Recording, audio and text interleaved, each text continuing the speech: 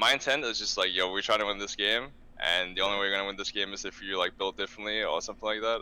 Like that's. I mean, obviously we won the game, but we should never won that game in a million years if the team was Mm-hmm. like good.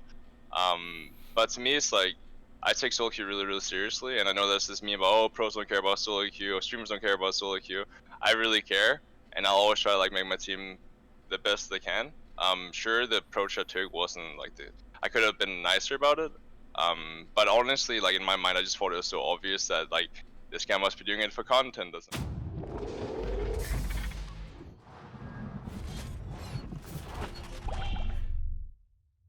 This is Zento from Esports Heaven, and I have here with me Santorin from FlyQuest. Just want to start off the bat. Like how was your off season? It was different. Normally I get to go home to like my family and friends and like my Mm-hmm. girlfriend, and normally that's kind of how I relax and refresh. So I definitely don't feel like I got like the usual vacation time. I've basically been like sitting in this room playing video Yeah. games all day, like the entire off season. Uh-huh. So I definitely don't feel as refreshed as I usually would be. But Yeah. besides that, I mean, I'm excited for summer split, and obviously like this whole situation sucks. So it's just something Mm-hmm. you have to deal with. Yeah, yeah, I feel it.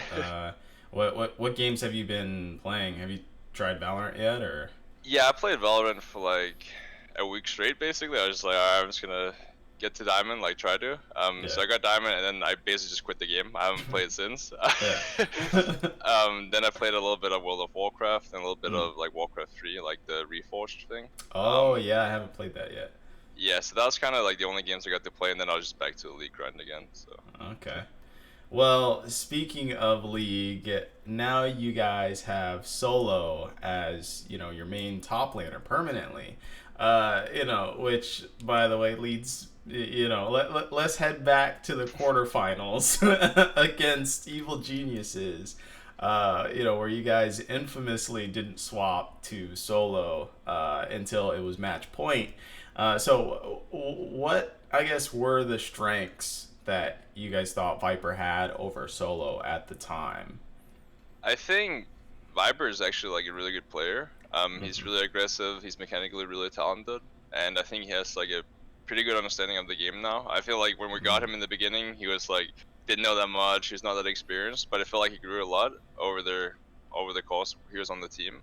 Um, it felt like he played a little better in scrims than he did on stage. I felt like in Ah. scrims he was actually like competing really well, and he was doing good against anyone. So that's like kind of the issues that he's like trying to deal with right now.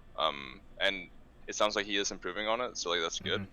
Mm-hmm. But it just felt like Solo was like the better stage player, just like the better overall player for this team. I think he's like playstyle fits our team really well, where we already have like good carry potential, and Solo is like really good at macro and understanding how to engage, like Mm-hmm. tanks, these kind of things that just like help the team succeed. Okay. Cool. Cool. That's good to get a little backstory on that particular thing.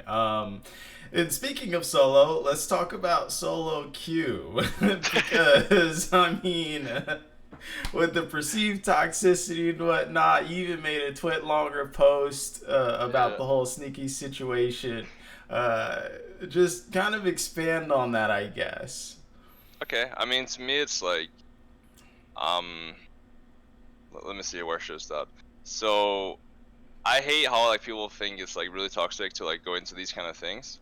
Because obviously like the only my intent is just like, yo, we're trying to win this game, and the only Yeah. way you're gonna win this game is if you like build differently or something like that. Like that's I mean obviously we won the game, but we should never won that game in a million years if the team was Mm-hmm. like good. But to me it's like I take solo queue really, really seriously, and I know there's this meme about pros don't care about solo queue or streamers don't care about solo queue. I really care, and I'll always try to like make my team the best they can. Sure, the approach I took wasn't like the. I could have been nicer about it.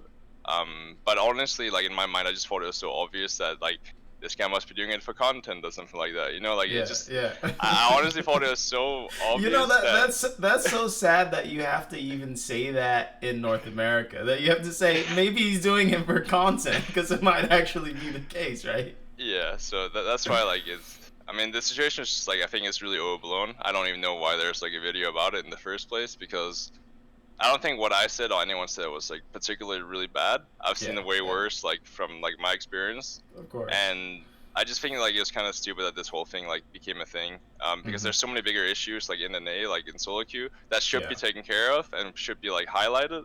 And I think this kind of just like makes NA look even more like a joke because like why the hell is this on front page of Reddit and stuff like Yeah, that? it makes us look like Care Bear Land. Yeah, I mean, to exactly. be honest. So what do you think about the current? I don't know if you read any of the Riot threads about how they're trying to address toxicity and in-game behavior. I know that they're looking at implementing a reporting system for champion select, and they're trying to get better at AFK detection and griefing and stuff. So, like, what are your thoughts on that? I mean, I think it's good they're trying to fix the issues. I didn't read like too much into it, but I did see like those points. I think the Champions League one will be really big, because Mm-hmm. there's a lot of people like talking mad shit and like Champions League, and there's Yeah. people that are straight up like inting, like basically like picking a champ they can't play and like Mm-hmm. just hostaging the game and like trying to make people dodge. And I think people should get punished for that. Mm. Even yesterday, I had a 45-minute queue because yeah, NA queue times are really long. Then I finally get Jeez. into a champ select. My top laner locks in Fiddlesticks with Ignite Exhaust. I check his OPDG. Oh, he's a jungle main. So always he's just trying to like get someone to dodge. Yeah. And well, that person was me. So I was at 0 seconds. I'm like last second possible. I dodge, and I have to wait 6 minutes, then queue up again, another 30-minute queue. So I basically wasted like an hour and a half for Yeah. nothing, you know. And to me, like that's really really ridiculous, and I don't know how this guy's not getting punished for like doing something like that, you know. So What do you think about having a kind of high elo, I guess, patrol or whatnot, where like people within Riot specifically track high elo stuff? honestly, I think they should have something like that. I know it's very like catered to the 0.001% or whatever, but I do Mm-hmm. think like a lot of the pros are up there, and I think pros, at least in my opinion, should like not have to go through these kind of things because Yeah. I mean, first of all, we still have 60 ping. I don't know how the hell that's the thing. Like we're pro players and we're playing 60 ping, Yeah. which just like makes your practice worse. Like I wish that Riot would like cater a little more towards pros in that sense, but Mm-hmm. also understanding why they want to like keep everyone at the same level, like make sure everyone gets the same kind of treatment. Yeah. But at least the 60 ping, that's like the Saw one for me, where I'm like, please guys, like do something. And it's sad because I mean everyone lives right next to the studio too, so it's Yeah, like it just literally. feels even worse, right? You're just like Exactly. I could see the studio, you know? Yeah. Okay, so what are your thoughts about I guess the jungle meta right now? Because I've been watching a little bit of LPL and it seems like we're seeing a lot of Trundle and Graves, and then there are a lot of people saying that really that meta is very open and you can play multiple different things. You could play a farming style, you could play a heavy gank style. So just what are your thoughts on the jungle meta right now? Yeah, I think it's a little similar to last split. Just where now, because Riot like buff jungle a bit, like now you can Mm-hmm. play the more farming style. Like because last split you could still play anything, but it just feel like ganking style was like slightly better than everything else. Whereas now I feel like champs like Graves, Nidalee, these kind of champs kind of thrive because you can just, I mean, full clear and you get really strong. Mm-hmm. Which I mean I enjoyed because I'm really good at that style, but I also Yeah. feel like I kind of preferred the style that was last split because I felt like it was more balanced. Mm-hmm. Like now I feel like sometimes it's just too strong, whereas like before I feel like I was always a big part of the victories, but I wouldn't be like the main carrier of those games, you know? Like Yeah. to me it's more like now you get rewarded for basically just like AFK farming, and I don't really like that. I think you should always be proactive on the map and make plays happen. Because now it feels like if the enemy is playing an early game champ and he makes a mistake, he's just out of the game because the Yeah, other he's guy's just like done. full clearing on cooldown. So there's definitely like benefits, and I do feel like I'd prefer the spring split meta probably. Hmm. Okay. Okay. So people have, been talking about your team, and they've actually placed you quite high in some power rankings from the people that I've talked to, at least some of the coaches, some of the players. So who do you think your main competition is this year? Like top three teams?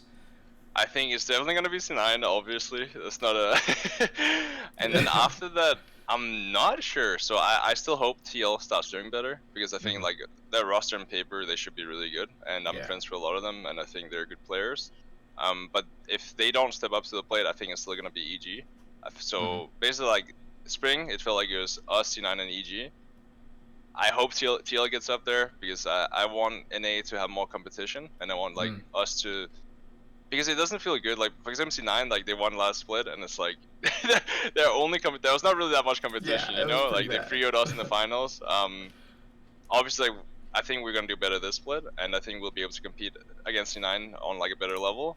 But I'd like more teams to like get up there, you know, because like to me it's not really that cool playing against like only one team. Like basically, I'm just focused on C9 already Yeah. now. Like this is like okay, C9, like how can we beat C9? Because you know And they're good, but yeah, exactly. Yeah. And I just want like more competition in general. okay. Well, I hope you get that this split. Look forward to your games and whatnot, and appreciate the interview. Appreciate you taking the time to talk to me.